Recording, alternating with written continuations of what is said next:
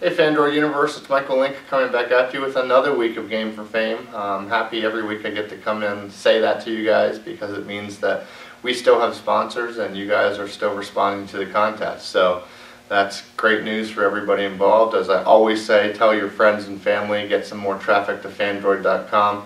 I know you readers are very loyal readers. I see a lot of names in all the contests that are there every week. And so spread the news about Phandroid.com. Neverstill Media's series of websites, whether you're an Android fan, iPhone fan, game fan, TV fan, they have websites for everything, so that's awesome. Also, I'd love to thank NVIDIA again. They have been awesome sponsors in getting us all of these prizes for this series contest. I have their social media links below. Be sure to check them out, follow them. Stay in tune with their exciting news that they have coming out all the time with some of the strides they're making with hardware to make your gaming experience and your overall user experience just better and better. So thanks to NVIDIA for all of their sponsorship. Congratulations to Zach. He was our Google Play gift card winner last week for the Chilingo Catapult King Game for Fame contest, so congrats to him. And good luck to everybody this week. We do have another $50 Google Play gift card that we can offer up. And I have a super cool game that we're reviewing today called Hazard Rush by the developer Surreal Street. From what I can tell, he's an indie developer. I haven't found any other apps on the Google Play marketplace from him. But this game is feverishly addicting. I find myself losing large amounts of time trying to beat my own high score and come up with a respectable score for you guys to beat. You're going to see that the gameplay very arcadish. He has said himself that it's kind of like a mix between Snake and Geometry Wars.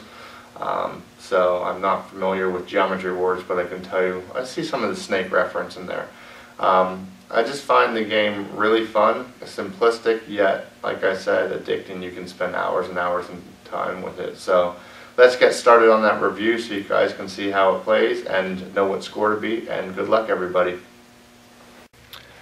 Hey everybody, we're going to get started with the review of Hazard Rush by Surreal Street. Like I said in the previous message, it's definitely an addicting game. I think I used the term feverishly addicting because I found myself not being able to put it down.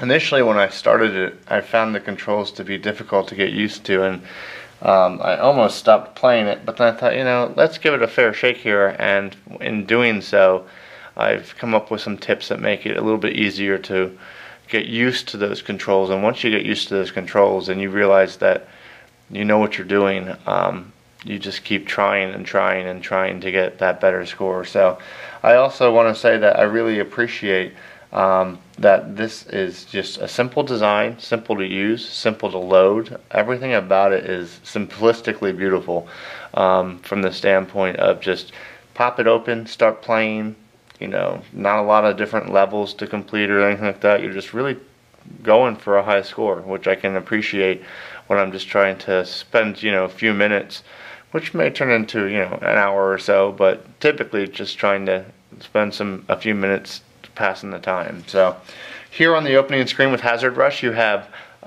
Rush, and then Endless and Pacifism are locked. Apparently there's some kind of thing going on with Reddit and the developer that he shows you how you can unlock those things for free. That's up to you guys. Ultimately, I would say, hey, support the developer. He did a great job with this, and if you want to do that, you can click on the little cart down there to purchase. You have different things across. The one that is most important is the menu. It allows you to decide whether or not you're going to use tilt control, which I tried, and it works, and I actually would say it works pretty well. The one fallback or downfall of tilt control that I found with pretty much any game is that if I'm trying to make like a hard turn away, I'm actually pushing the screen away from my field of view, and so sometimes tilt control is a little bit more difficult to use.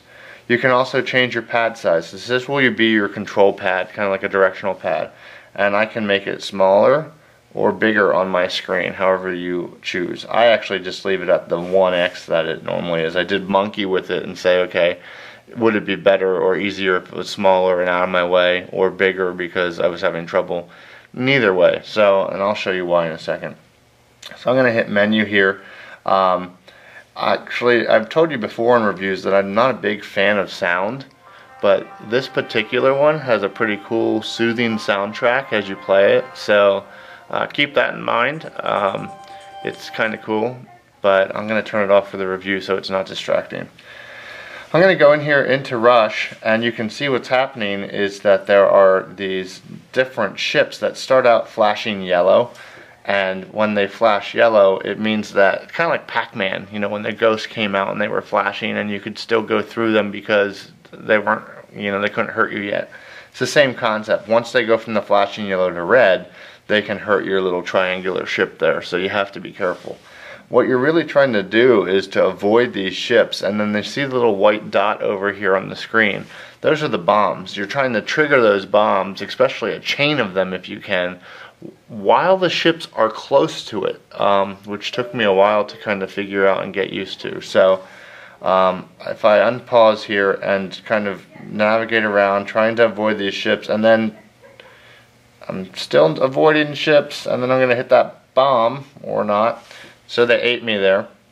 Once you've gotten stopped, you can see that it will start you in similar. Now, when you're close to the middle, it can't start you similarly with all of those ships right there, because that's where you start. So they'll disappear. So you're actually kind of at a disadvantage when that happens, because you'll see up here you only have 2 minutes to play this game, and I'm 1 minute and 33 into it already.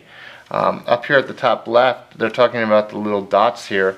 Not the bomb dots, but these little like goldish looking dots that you collect. The more you collect, the more points you get, which are showing down here at the bottom.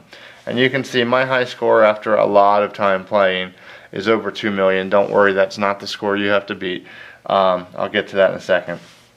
What I want to do, you can also hit this X here and get back to the main menu. I'm going to unpause this, and you can do that by just tapping on the screen.